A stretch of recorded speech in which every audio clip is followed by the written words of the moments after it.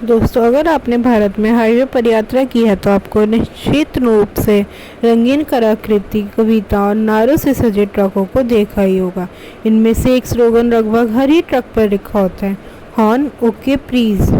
ये स्लोगन भारतीय highway culture का एक अभिन्न अंग बन गया है, मगर इससे सबसे बड़ा सवाल है कि ये स्लोगन कहाँ से आया और इसका वास्तव में क्या मतलब है। अपनी एक तमाम लोकप्रियता के बावजूद हॉर्न ओके प्लीज कानून के जरिए अनिवार्य नहीं किया गया है, ना ही इसका कोई आधिकारिक महत्व है। तो आखिर क्यों ये ज़्यादातर ट्रकों के पीछे लिखा होता है?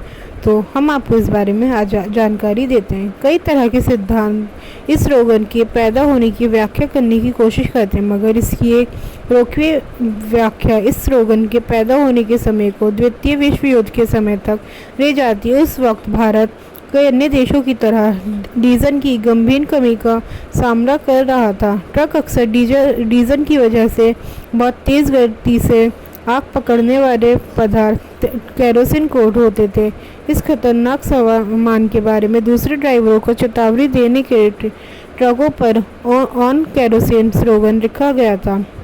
समय के साथ इस चेतावनी को छोटे रूप में ओके में बदल दिया गया और कुछ लोगों का ये भी मानना है कि इस स्लोगन में ओके टाटा समूह के विज्ञापन अभियान का हिस्सा रहा है। टाटा ने लोकप्रिय लाइफबॉय साबुन के साथ प्रतिस्पर्धा करने के लिए ओके नाम का एक कम कीमत का बजट साबुन ब्रांड पेश किया था। कुछ का मानना है कि ओके को एक चतुर विज्ञापन रणनीति के हिस्से के रूप में ट्रकों पर लिखा गया था।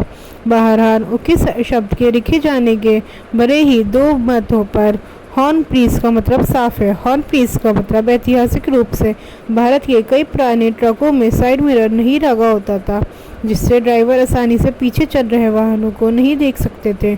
हॉर्न ओके प्लीज अनिवार्य रूप से ट्रक के पीछे आने वाले ड्राइवरों के लिए एक संदेश के रूप में काम करता था कि अगर आप ओवरटेक करने का इरादा रखते हैं तो अपना हॉर्न बजाएं। जबकि आधुनिक ट्रक अब साइड मिरर और बेहतर सुरक्षा सुविधाओं से लैस हैं, फिर भी हॉर्न ओके प्लीज देश भर के ट्रकों के पीछे दिखाई देता ही है।